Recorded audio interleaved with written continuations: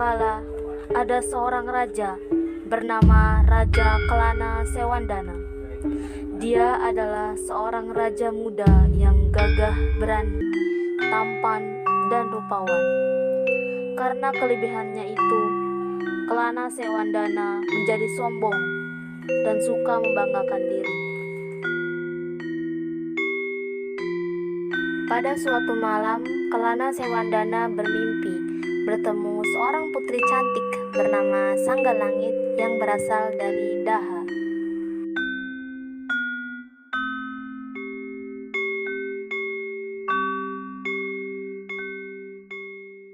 Kelana Sewandana dirundung resah, selalu ingin bertemu putri Sanggalangit.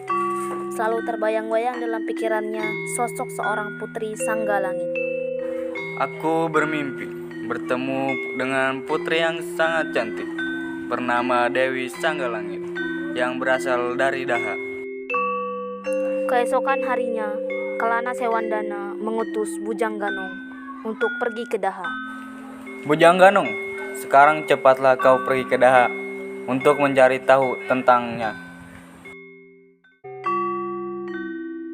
Keesokan harinya, Kelana Sewandana mengutus Bujang Ganong untuk pergi ke Daha. Saat di perjalanan, Bujang Ganong dengan pasukannya melewati Gunung Wilis. Tanpa mereka sadari, ia telah melanggar wilayah. Ini masih wilayah Daya. dikuasai Pergi dari oleh sini, Raja atau kami Singobaro. akan mengancam kasar untuk musuh kalian. Tapi wilayah ini masih termasuk kawasan Gunung Wilis. Dan wilayah ini netral, jadi kami berhak untuk melewati jalan ini.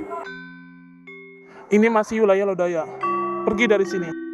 Perang pun terjadi. Pasukan lawan terlalu besar dan kuat, sehingga pasukan dari kerajaan Bantar Angin tidak kuat melawan pasukan dari kerajaan Lodaya, dan harus membuat mereka mundur dari medan peperangan.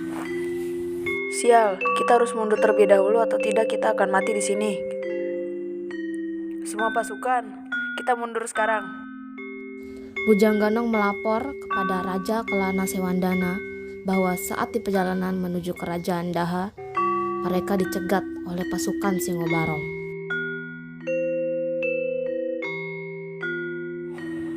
Bujang Ganong, sekarang kau siapkan pasukan kita.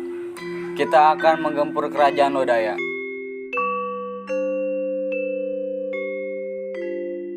Lapor tuanku Singobarong, kita telah diserang oleh pasukan Raja Kelana Sewandana dari Bantar Angin.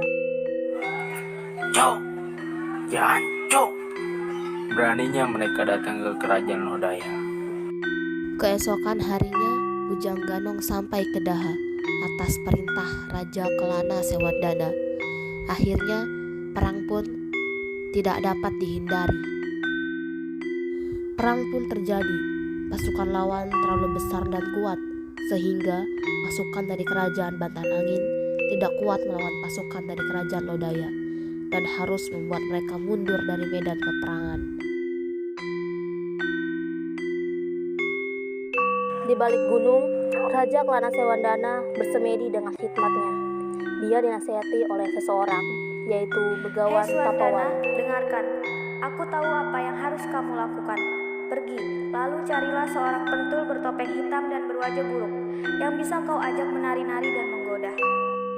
Mendengar nasihat itu, Raja Kelana Sewandana memerintahkan Bujang Ganong untuk mencari gamelan seperti gong, reog, dan trompet.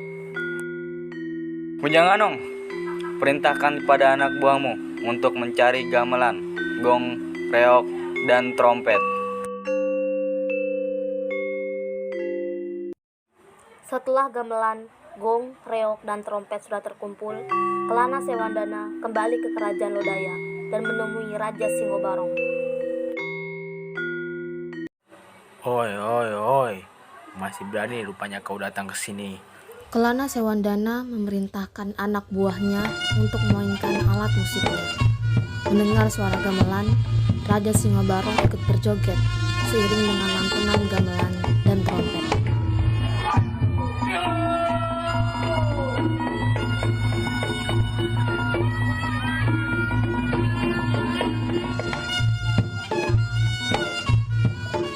Akhirnya, Raja Singobarong pun tumbang dan ditangkap oleh Raja Kelana Sewandana.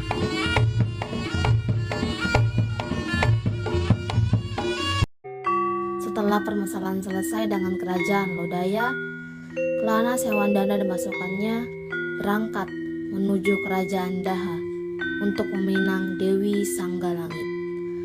Akhirnya, Raja Kelana Sewandana sampai ke kerajaan Daha dan meminang Dewi Sanggalangit dengan menunjukkan pertunjukan baru berupa barisan 144 kuda kembar dalam iringan gamelan, gendang, dan trompet.